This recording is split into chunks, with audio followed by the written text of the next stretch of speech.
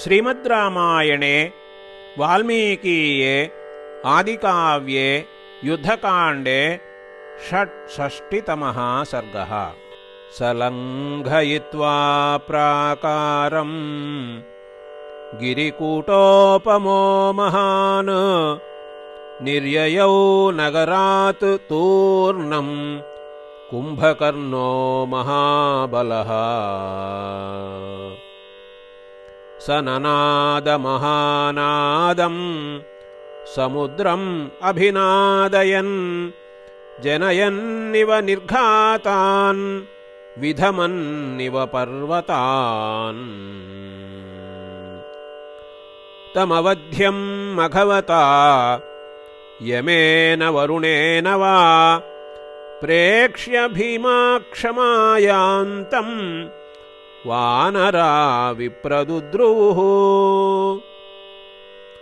तांस्तु विप्रद्रुतान् दृष्ट्वा वालिपुत्रोऽङ्गदोऽब्रवीत् नलं नीलं गवाक्षं च कुमुदं च महाबलम् आत्मानम् अत्र विस्मृत्य वीर्याण्यभिजनानि च क्व गच्छत भयत्रस्ताः प्राकृता हरयो यथा साधु सौम्या निवर्तध्वं किं प्राणान् परिरक्षथ नालं युद्धाय वै रक्षः महतीयं बिभीषिका।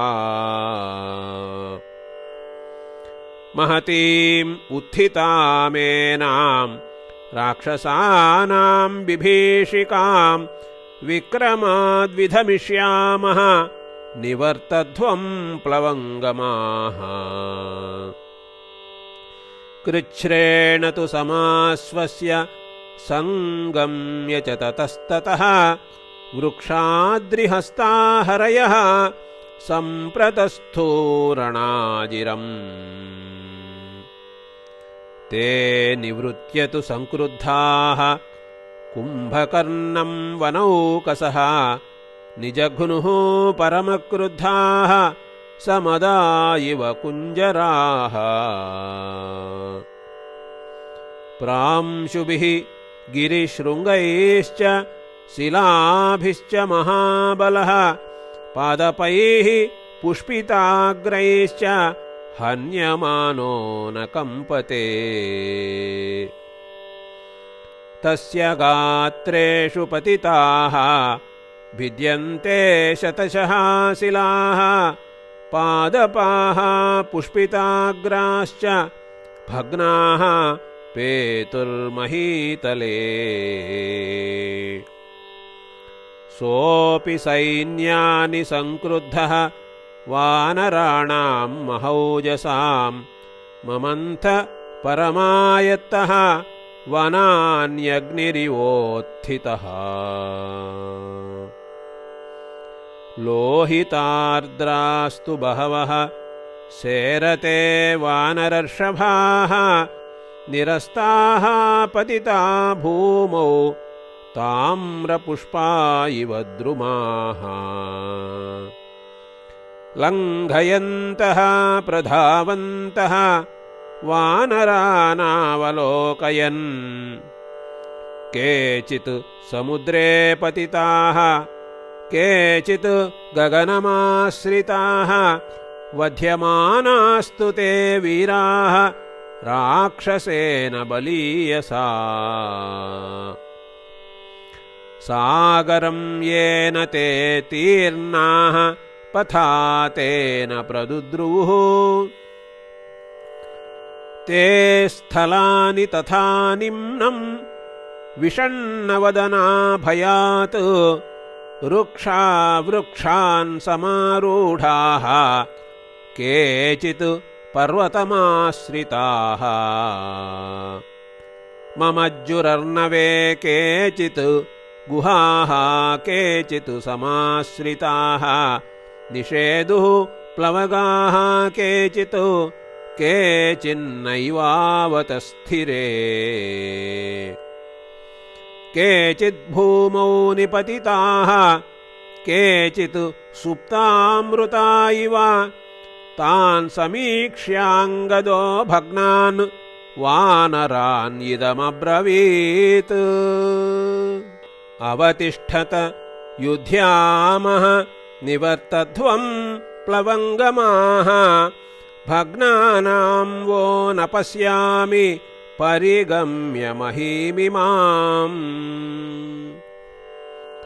स्थानं सर्वे निवर्तध्वं किं प्राणान् परिरक्षथ निरायुधानां द्रवताम् असङ्गगतिपौरुषाः दाराह्यपहसिष्यन्ति स वै घातस्तु जीवताम् कुलेषु जाताः सर्वे स्म विस्तीर्णेषु महत्सु च क्व गच्छथ भयत्रस्ताः हरयः प्राकृता यथा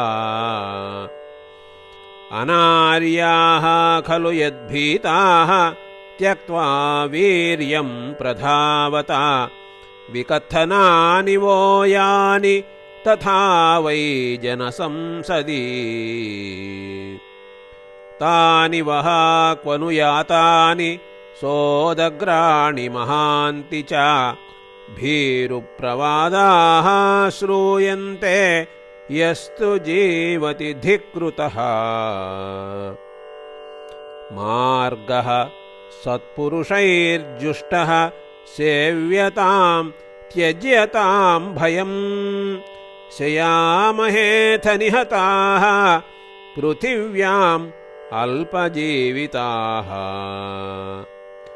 दुष्प्रापं ब्रह्मलोकं वा प्राप्नुमो युधि सूदिताः सम्प्राप्नुयामः कीर्तिं वा निहत्वा शत्रुमाहवे जीवितं वीरलोकस्य मोक्ष्यामो वसुवानराः न कुम्भकर्णः काकुत्स्थं दृष्ट्वा जीवन् गमिष्यति दीप्यमानमिवासाद्य पतङ्गोज्ज्वलनं यथा पलायनेन चोद्दिष्टाः प्राणान् रक्षामहे वयम् एकेन बहवो भग्नाः यशो नाशं गमिष्यति एवं ब्रुवाणं तं शूरम् अंगदं कनकांगदं द्रवमाणास्ततो वाक्यम् ऊचुः शूरविगर्हितम्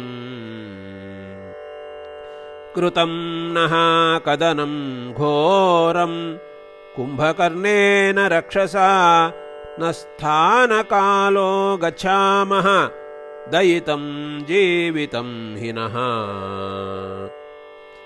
एतावदुक्त्वा वचनं सर्वे ते भेजिरे दिशः भीमं भीमाक्षमायान्तं